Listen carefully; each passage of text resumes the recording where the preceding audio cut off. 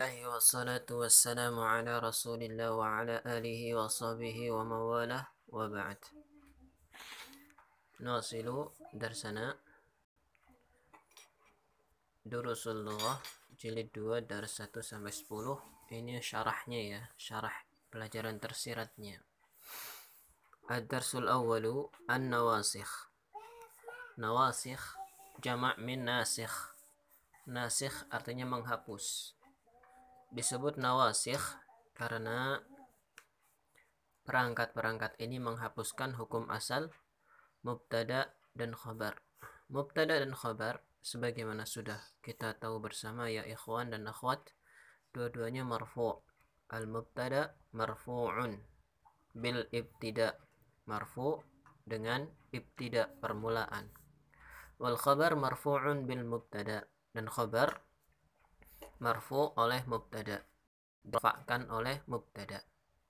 Al-mubtada'u wal khabaru, kita baca, al-mubtada'u wal khabaru marfu'ani. Mubtada dan khabar dua-duanya marfu'.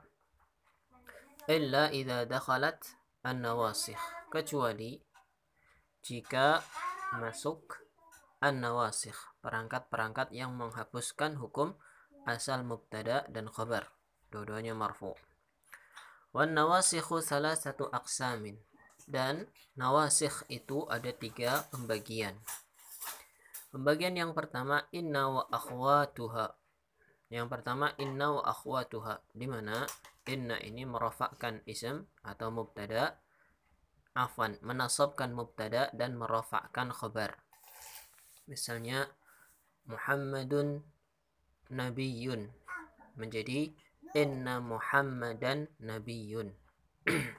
Kemudian pembagian yang kedua kana wa akhwatuha, kana dan saudari-saudarinya, di mana kana dan saudari-saudarinya ini yarfa'ul isma wa yansibul khabar, sebaliknya merafakan ism dan menasabkan khabar. Misalnya kana Muhammadun nabiyyan, Muhammad adalah seorang nabi. Sanadrusuha insyaallah, kita akan mempelajarinya insyaallah. Kemudian yang ketiga dhanna wa akhwatuha, dhanna dan teman-temannya, saudari-saudarinya. Sanadrusuha ila insyaallah. Adapun dhanna yansibul isma wal khabar, atau menasabkan isim dan khabar, atau menasabkan mubtada dan khabarnya. Jadi ada 3 ya. Yang pertama inna wa akhwatuha, yang kedua kana wa akhwatuha, yang ketiga dhanna wa akhwatuha. Masing-masing punya pekerjaan. Sekarang kita akan bahas pembagian yang pertama, min akhwati inna, di antara saudari-saudarinya inna. Dikatakan saudari karena mirip atau perbuatannya sama. Yang pertama inna atau bab induknya, ibunya ini inna. Inna disebut harfu nasbin, huruf yang menasabkan, karena dia menasabkan mubtada menjadi isimnya, isim inna.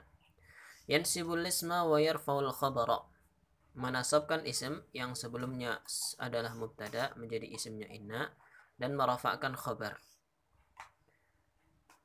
Kemudian tufidu inna at-taukida. Inna memberikan faidah taukid, penekanan.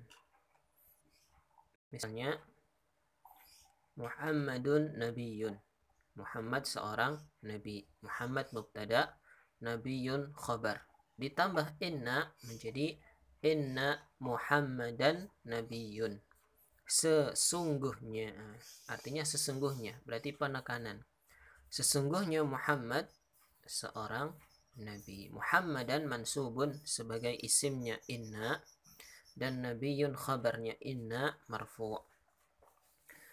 Kemudian yang kedua la'alla, yang artinya semoga atau jangan-jangan.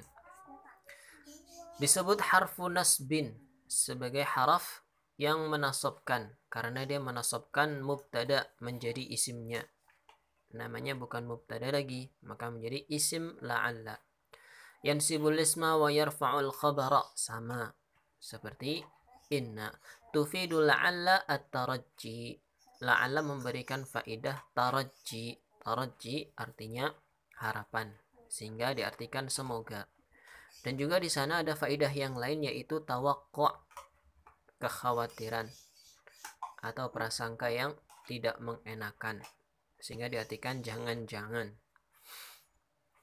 Misalnya la'alla al-ustadza hadirun, maka ini taraji, semoga ustadznya datang. Tapi kalau la'alla al-ustadza maridun, jangan-jangan ustadznya sakit. Tahu membedakan taraji atau tawakku, harapan atau perasaan tidak enak, semoga atau jangan-jangan, dilihat dari isi hatinya. Kalau dia inginnya ustadznya sakit, berarti la'alla diartikan semoga. Tapi kalau dia tidak ingin ustadznya sakit, berarti la'alla diartikan jangan-jangan. Tayyib, kita lanjutkan. Dilihat kolomnya. Dukhulu inna wa la'alla 'ala dhamair. Sekarang kalau isimnya inna dan la'alla berupa dhamair, berupa kata ganti. Misalnya innahu, sesungguhnya dia. Huwa talibun, menjadi innahu talibun. La'allahu, innahum la'allahum, innaha la'allaha, hum innahum la'allahum, hiya innaha la'allaha, hunna innahunna la'allahunna, anta innaka la'allaka, antum innakum la'allakum, anti innaki la'allaki, antunna innakunna la'allakunna, dan ana inni atau innani atau la'alli la'allani.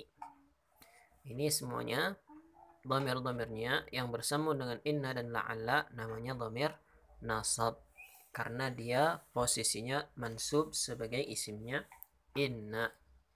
Kita tidak boleh inna huwa, sesungguhnya dia, tidak bisa, karena huwa ini dhamir rafa, tidak pas, karena isimnya inna harus mansub, kita pakai dhamir nasab innahu. Tidak boleh inna ana, tapi yang boleh innani, karena ana dhamir rafa, sementara dhamir nasabnya ya inni atau innani. Kemudian ketika dukhulu inna wa la'alla 'ala al-asma'i dhahirah, masuknya inna dan la'alla pada isim-isim yang zahir. Isim yang zahir maksudnya yang bukan dhamir. Misalnya talibu menjadi inna taliba, la'alla taliba, isimnya inna dan isimnya la'alla mansub, sehingga fathahnya kelihatan. Inna taliba la'alla taliba, inna tullaba la'alla tullaba, inna talibata la'alla talibata. Ini yang membedakan antara dhamir dengan zahir. Kalau dhamir mabni, dia tidak bisa fathah, tidak bisa mansub dengan fathah. La'allahu tidak bisa la'allaha, la'allahum tidak bisa la'allahuma, dia tetap stabil, tidak terpengaruh dengan yang lainnya. Misal inna taliba mujtahidun, sesungguhnya siswa itu rajin. La'alla taliba mujtahidun, semoga siswa itu rajin. Yang dhamir innahu mujtahidun, sesungguhnya dia rajin. Innaha mujtahidatun, itu salah ya, harusnya mujtahidatun muannas, karena isimnya inna di sini ha muannas. Selesai. Adapun i'rabnya, kita sekarang mulai mengi'rab ya. Inna taliba mujtahidun. Inna harfu nasbin, ditulis ya, nanti dihafalkan.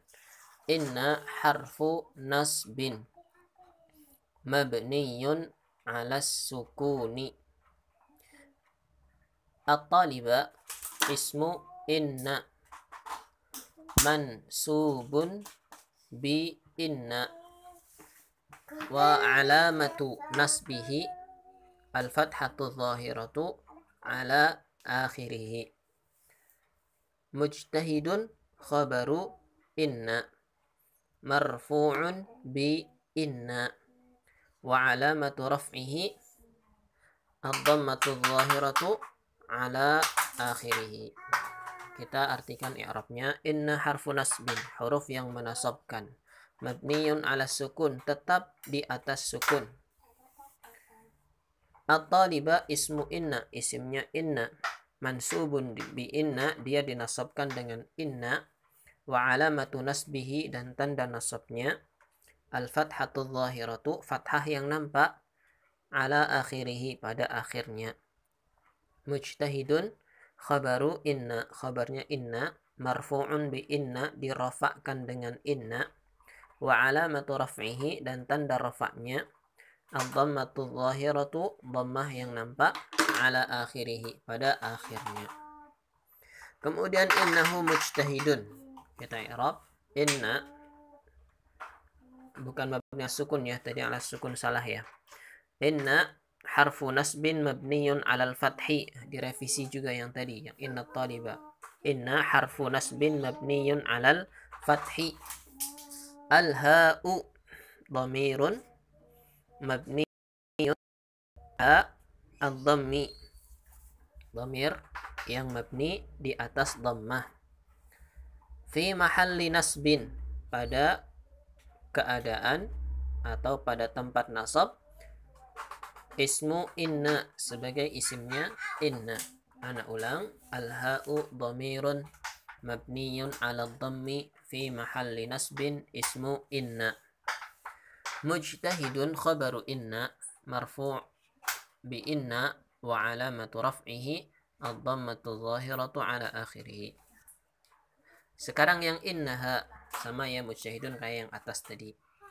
Innaha, ha dhamirun mabniyun ala sukun, dhamir yang mabni di atas sukun. Menentukan mabni di atas apanya dilihat huruf terakhirnya, apa harokatnya. Misalnya tadi innahu, dhamir, huruf terakhirnya ha, mabni ala dhammi, karena harokatnya dhammah. Kemudian di sini innaha, ha dia huruf alif, huruf terakhirnya alif, dan alif itu selalu sukun, berarti mabni ala sukun. Ana ulang, innahu mujtahidun dan innaha mujtahidun. Innahu, innanya sama, harfu nasbin mabniyun alal fathi. Kemudian ha, al-ha'u dhamirun mabniyun ala dhammi fi mahalli nasbin ismu inna. Sekarang yang ha, innaha, ha dhamirun mabniyun ala sukuni fi mahalli nasbin ismu inna. Kemudian al-istifhamu bil hamzati, bertanya dengan hamzah. Aminal hindi anta amin Pakistana, apakah dari India engkau ataukah dari Pakistan? Ana minal hindi, jawabannya ana minal hindi. Hamzah istifham dengan am di sini. Am digunakan pada pertanyaan, pada istifham. Am, ataukah. Kalau au, atau. Tapi kalau am, ataukah. Fi hadzal mithal hamzatul istifham. Di sini, di contoh ini ada hamzah pertanyaan. Li talabi ta'yin, untuk meminta at-ta'yin, penentuan, milih yang mana. Ay ta'yinu jawaban, menentukan jawaban muhaddadan. Muhaddadan yang terbatas. Di sini hanya dua pilihan, dari India atau dari Pakistan. Walaysa jawabuha na'am aw la, dan jawabannya bukan na'am atau la sebagaimana dulu kita pelajari.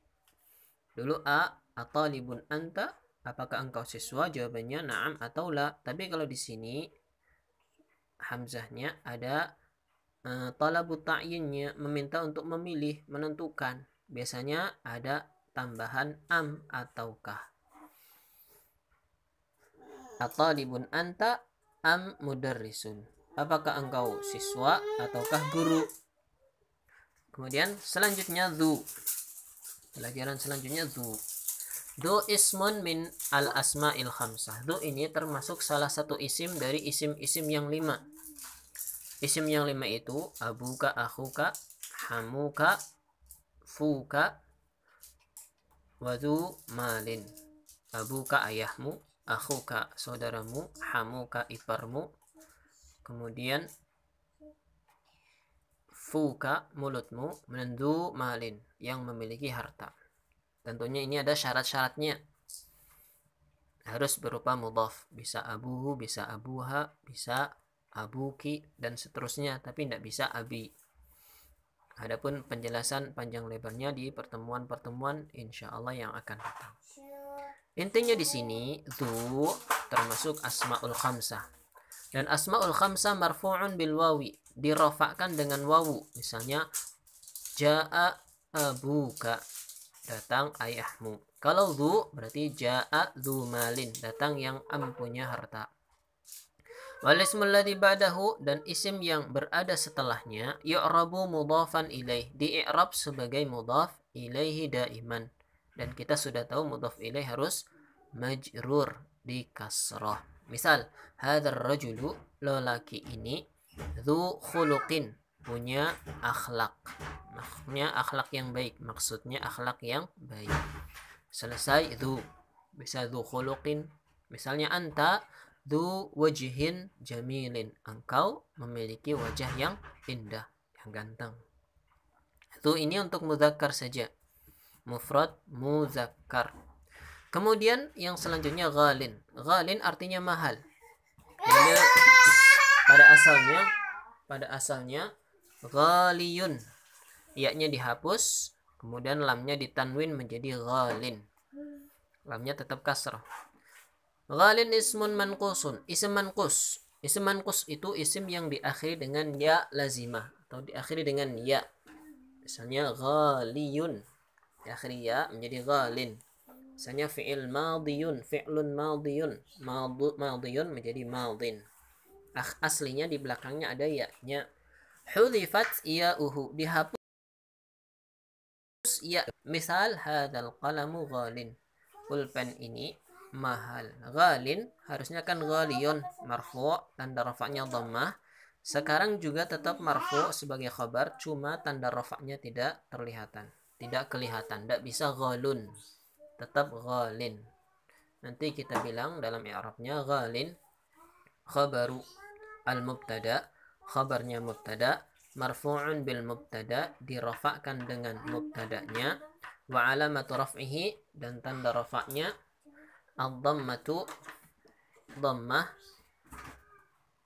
alal ya'il mahdhufah, yang berada di atas ya yang dihapus. Afwan, bukan demikian.